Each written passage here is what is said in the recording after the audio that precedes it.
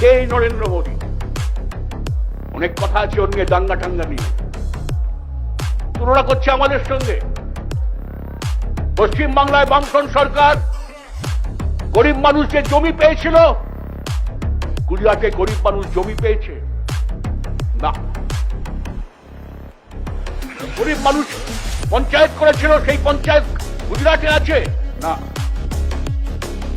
আমাদের গাড়ি শহর গ্রামের গরিব ছেলে মেয়েরা লেখাপড়া শিখেছে, ৯৯% ছেলে মেয়ে স্কুলে গেছে, মেয়েরাও গুজরাটে লেখাপড়ায় এগিয়েছে না।